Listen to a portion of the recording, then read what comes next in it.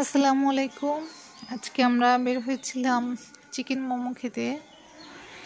Mainly আমার বাস থেকে treat দিতে চেয়েছিলাম, তো ও স্টিম চিকেন মোমো খেতে চায়।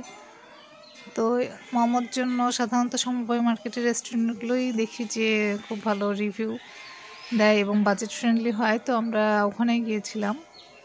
আমরা স্টিম চিকেন মোমো অর্ডার করি এবং পাশাপাশি আমি দই ফুচকা মেনুতে দেখে দই ফুচকাটাও টেস্ট করার জন্য অর্ডার করি।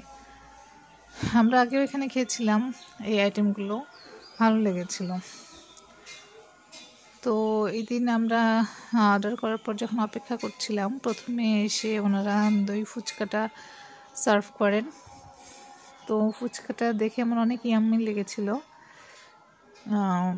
আমার বাস্তে যখন খাই ওকে জিজ্ঞেস করলাম কেমন হয়েছে, ও বেশ মোটামুটি ভালোই বলছিল, কিন্তু আমি যখন পার্সোনালি খেলাম তখন মনে হলো যে ভেতরে একটু গন্ধ ছিল, মানে একেবারে ফ্রেশ লাগেনি আমার কাছে।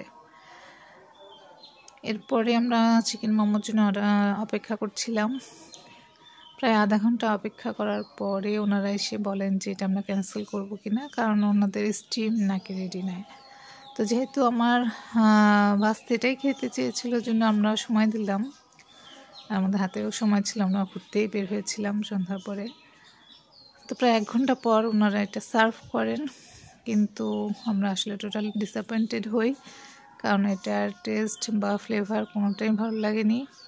ভেতরটা বলা যায় যে একেবারে কাঁচা ছিল, যদিও ওকে জিজ্ঞেস করলে ও বলেছিল যে মজা, কিন্তু আমি যখন খেলাম তখন আসলে বুঝতে পারি ভেতরে মশলার একটা গন্ধ এবং চিকেন দুটাই কেমন জানি কাঁচা ছিল, এবং উপরের কাভারটাও কাঁচা ছিল, ভালো করে স্টিম হয়নি।